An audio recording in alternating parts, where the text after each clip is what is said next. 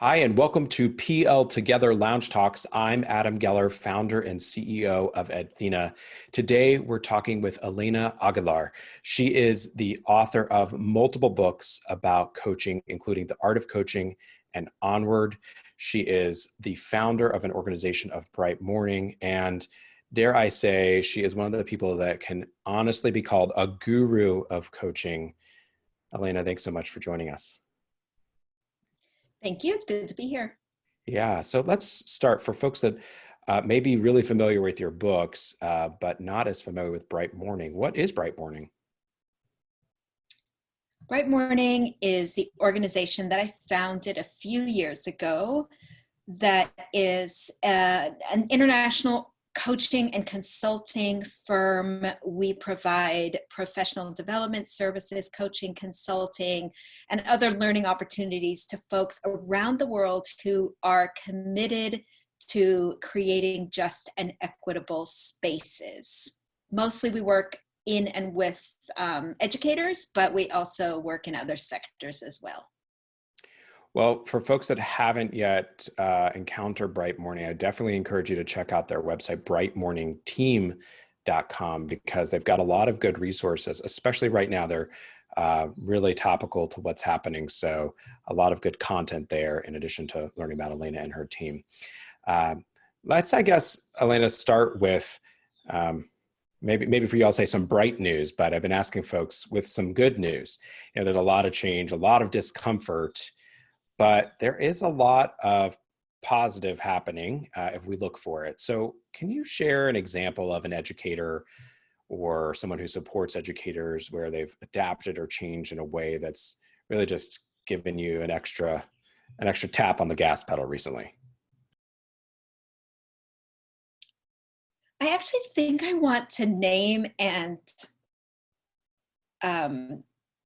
appreciate a whole school district, and that is the Portland Public Schools.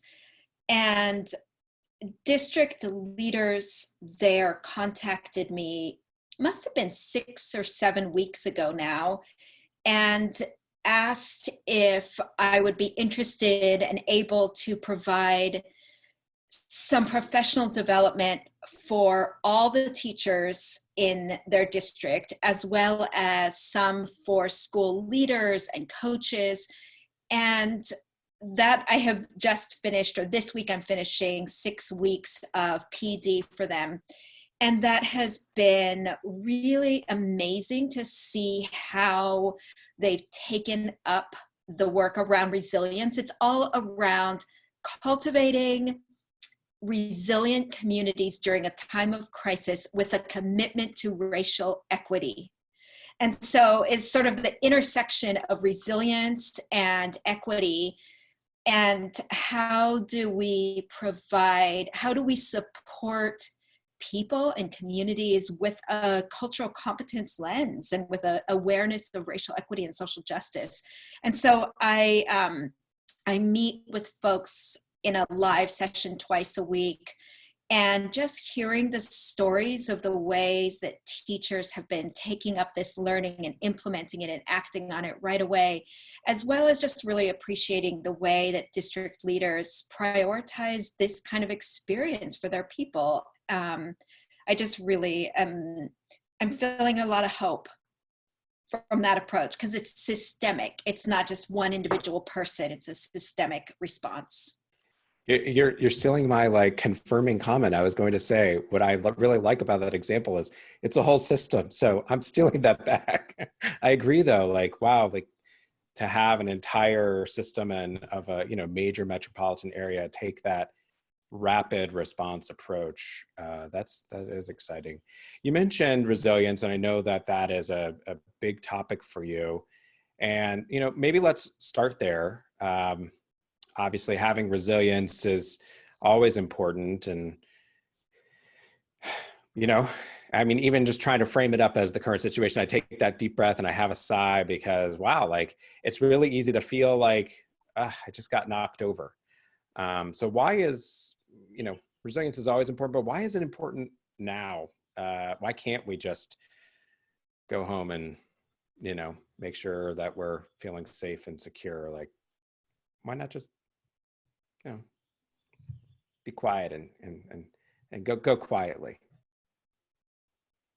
Well, let's just start really briefly with a definition of resilience. And resilience is our ability to rebound after adversity.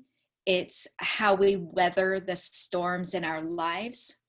And we all have some resilience. So every human being is resilient, and we can build it and we can strengthen it. And right now, we are all doing the equivalent of running a marathon. This is going to be a long stretch of challenge. And so, folks who have done some resilience building intentionally before are kind of more like in shape for this marathon, whereas others are really feeling the aches and pains of this brutal, I mean, it's a trauma, it's a shock to our system.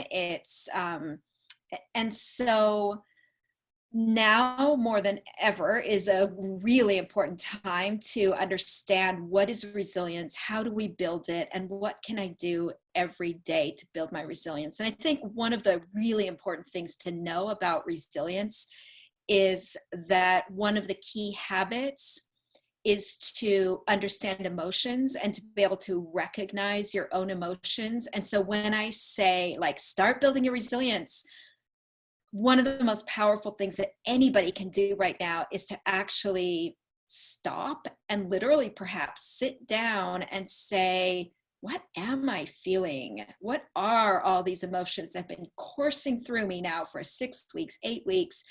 And actually to pause and gain some understanding around what is fear and how do we develop a healthy relationship with fear, and how do we feel sadness, and what do we do with sadness? Those are key ways to build resilience.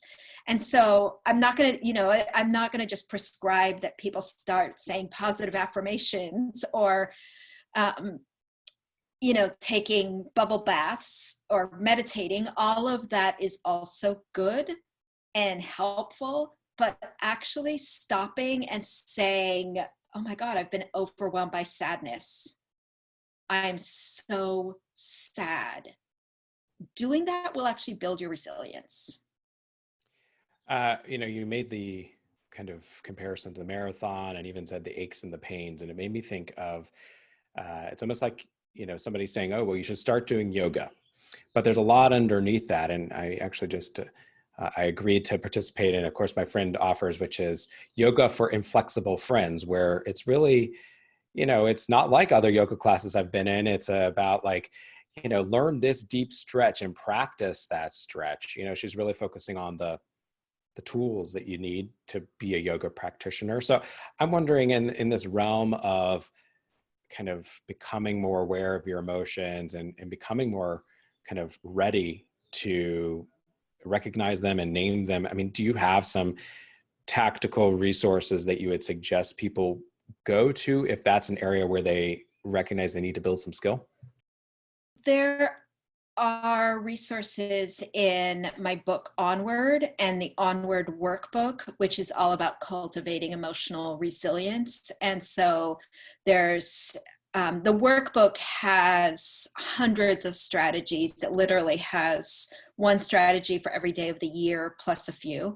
And so there's a lot in there about what does it mean to get to know your emotions and to experience them and to connect with them, and to, the key thing is to not try to like get out of them or go away from them or resist them or push them away, but to actually experience and explore them. So there's strategy, there's a lot of resources in those books. Can you name one of those techniques somebody might, even without more research, they can hear you explain it in 15 seconds here and try it out tomorrow and see how it feels, for that matter? The first thing is just being able to recognize when you're having an emotion, and often or some people experience emotions in their bodies, right? Like maybe you feel when you're feeling angry, you can feel your breath get shorter, your hands perhaps perspire, you can feel your heart beating faster. Sometimes when we feel sadness, it's sort of that lack of energy. So first it is recognizing when you're having an emotion and then having the language to name it and say, oh, this is sadness, or this is anger, or this is hopelessness. I wonder what that's about. Yeah, and I know one thing I've seen related to the like naming of emotions is folks can, go to a book like yours or research for names of emotions because it's something we're pretty bad at as humans, is knowing the vocabulary to name all those emotions. So lots of different frameworks for thinking about that out there, but it might be a tool. Even just finding that and printing it out and putting it next to your monitor or your laptop might be helpful. Yeah, that is really key. We actually have on my website, there's a tool called the Core Emotions. And I have a whole bunch of free resources there that people can access. And that's one of the ones that's really useful. And it is one of the sort of groupings of it's one that I just like the most about how we categorize emotions. And so, yes, just developing the literacy and the ability to use language to describe how you're feeling is really key. Great. Well, those resources would be available on your website, which is brightmorningteam.com, right? Mm-hmm. Okay. Well, Elena, we're going to continue the conversation in just a moment. For those of you watching or listening, you can hear the rest of this conversation at pltogether.org. Elena, thanks so much for joining us.